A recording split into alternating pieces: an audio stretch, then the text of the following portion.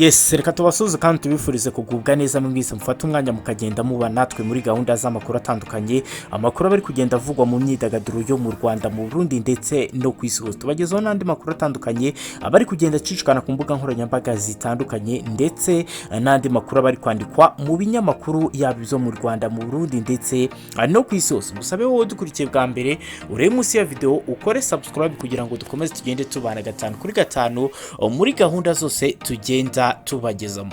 Amahoro y'Imana n'imigisha bikomeze kubana namwe, turabakunda cyane. Ndizera ko mwatangiye kugenda mubibona. Ni Aline Gahongayire, akaba umuhanzikazi mu ndirimbo zo kuramya no guhimbaza Imana. Kuri wa gatandatu ku itariki ya 9 z'ukwezi kwa 10 mwaka wa 2021, akaba ari we rero wataramiye abakunzi b'igitaramo cyitwa Iwacu Muzika Festival. Akaba rero ari igitaramo gikundwa n'abatari bake. Atangaje rero ibintu bikomeye kuri we ndetse anatangaza n'ibindi bitandukanye bijyanye n'umuziki wa gospel cyangwa se umuziki wo kuramya no guhimbaza Imana. Ni byinshi tugiye kubabwira yatangaje, ngo usaba ubane natwe kandi niba ari n'ubwa mbere dukurikiye urebe munsi ya video ukore subscribe maze dukomeze tugende tubana gatanu kuri gatanu muri gahunda zose tugenda tubagezaho. Mbere yuko tugaruka rero kuri ibi yatangaje, reka tubanze tubabwire muri make iby'ingenzi wamenya kuri uyu mudamu Aline Gahongayire. Aline Gahongayire ni umugore ukunda Imana n'abantu, akaba rero mu buzima busanzwe ari umuhanzikazi, umunyamideli, umwanditsi w'indirimbo ndetse n'umukinnyi wa filime. Ari mu kigero cy'imyaka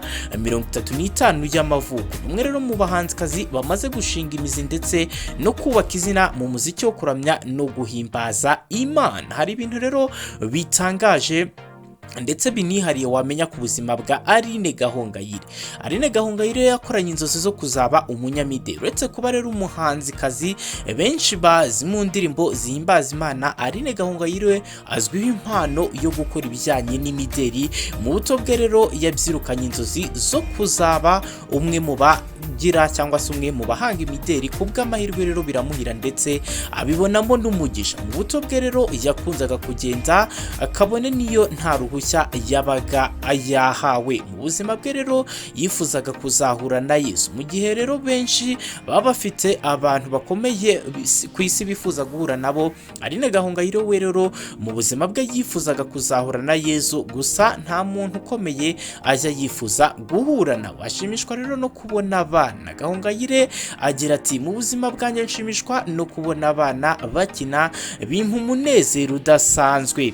Umurongo rero wa Bibiliya ufasha Aline Gahongayire nkuko yagiye abitangaza, akaba rero ari umurongo uvuga ati, umugore wubaha Imana kandi ukunda gusenga, ariko by'umwihariko afashwa cyane na Zaburi ya 23. Mu biribwa akunda uyu mudamu, akaba akunda rero mu buzima busanzwe kuko rero nta cyumweru gishobora gushira ataguze imyumbati kubera uburyo ayikunda. Aho yabisobanurira agira ati, nkunda imyumbati by'akarusho iyo ikaranze irimo ibitunguru, iwanjye nta cyumweru cyashira ndahashye imyumbati. Aline Gahongayire avuga ko ikintu cyamubabaje kurusha ibindi mu buzima bwe, aho yagize ati, mu buzima bwa Aline Gahongayire akaba yarababajwe bikomeye n'urupfu rw'umukobwa we w'imfura wapfuye avuka. Uyu muhanzi kazi uririmba indirimbo zo kuramya no guhimbaza Imana yibarutse imfura ku itariki ya 6 z'ukwezi kwa Nzeri umwaka wa 2014, ahita yitaba Imana. Iki rero akaba aricyo kintu gikomeye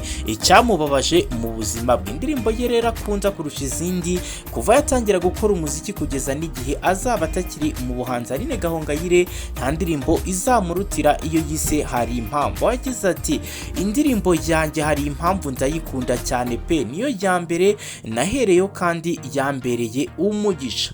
Umwihariko rero kuri Aline Gahongayire nuko rero akunda kugaburira abantu, aho yagize ati, buriya abantu batarya sinjya nkorana nabo, nkunze abantu bagira apeti kandi nkishimira kugaburira abantu. Akunda rero mu buzima busanzwe ibara rya purple cyangwa se umuhemba. Nubwo rero ari umunyamideli kandi akenshi ukunze kugaragara yambaye imyenda y'amabara menshi, ngo biragoranye rero kuba yagenza nta kintu gifite ibara rya purple cyangwa se umuhemba yambaye. Yagize ati, mu by'ukuri nkuza amabara menshi pe, ariko purple ni ibara riza ku isonga kuba naryambara sinshobora kwambara ikintu kitarimo iryo bara. Akaba rero ibi ari ibintu by'ingenzi wamenya kuri uyu Aline Gahongayire. Reka tujye rero ku nkuru yacu nyirizina.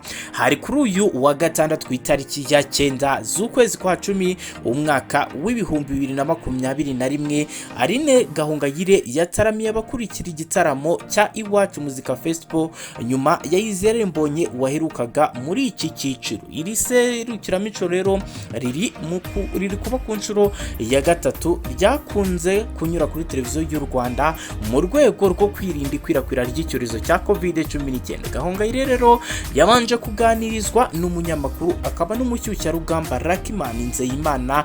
Yamubajije rero ukuntu yasobanura umuziki wo kuramya no guhimbaza Imana. Undi rero mu gusubiza yagize ati umuziki wo kuramya no guhimbaza Imana wambereye ishuri, ikindi byambereye ubuzima. Iyo ndi hano mba numva aricyo nahamagariwe. Yabajijwe rero yabajijwe avuga ko rero umuziki wo kuramya Imana abawukora badakwiye kuwushyamo bashaka amafaranga. Avuga ko atari byo. Yagize ati habaho ivugabutumwa ry'ubutumwa bwiza ndetse hakabaho n'uruganda rw'ivugabutumwa bwiza. Nahamagawe nk'umuramyi ariko ugomba kugira ubwenge. Ibyo ukora niba bikunze ni umuziki, sinzi impamvu ntagomba kwinjiza amafaranga cyane ko mba ntanga ubutumwa bw'amahoro n'ibyiringiro. Nibaza impamvu ntagomba kuba umusaruro kandi ndabyemerewe. Yabajijwe rero ubuhamya afite mu muziki.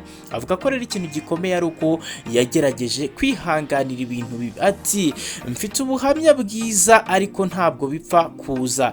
Ibicantege ni byinshi. Natangiye ndi umukobwa muto ariko iyo nza gucika intege uyu munsi ntabwo mba ndi hano. Ibyo nahuriyemo nabyo byose ndashima Imana ko byampaye imbaraga zo kuba nshikamye. N'undi wese namushishikariza kubijyamo kuko nta kibi kirimo. Uyu muhanzikazi rero yavuze ko mu muziki wo kuramya no guhimbaza Imana uri gutera imbere bitewe n'uko rero usigaye ucurangwa ahantu hose ndetse n'abawukora bagatumirwa mu bitaramo bitandukanye. Yagira inama abakobwa bashaka kwinjira muri uyu muziki ko bakwiye kugira intego. Ati cyambere ni ukudacika intege. Iyo uzi icyo ushaka cyangwa aho ujya uhazi ntabwo uyoba. Iyo ufite ubwoba barakwandika ugasubira inyuma. Iyo ufite ikinyabupfura mbona bikunda ni uguhagurukana ubwenge n'ubuhanga. Gahongayire rero yaririmbye indirimbo zirimo iyo yise yabivuze, hari impamvu, umukiza wanjye, naramamaje n'izindi mbaraga, nzakomeza ndetse n'izindi ndirimbo zitandukanye. Akaba rero yashishikirije abari bakurikiye kino gitaramo cya Iwacu Muzika Festival kiri kuba ku nshuro ya gatatu ariko kikaba mu buryo budasanzwe aho kiri kunyura kuri televiziyo y'u Rwanda mu rwego rwo kwirinda ikwirakwira ry'icyorezo cya COVID-19. Ngayo nguko rero ibi nibyo Aline Gahongayire yatangaje muri iki gitaramo cyabaye kuri uyu wa gatandatu ku itariki ya 9 z'ukwezi kwa 10 umwaka w'ibihumbi 2021. Reka ngushimire ngusabe niba ari ubwa mbere dukurikiriye munsi ya video ukore subscribe maze gahunda zitandukanye tugenda tubagezaho zikomeze kugenda zikugeraho. Amahoro y'Imana n'imigisha bibane namwe, turabakunda cyane.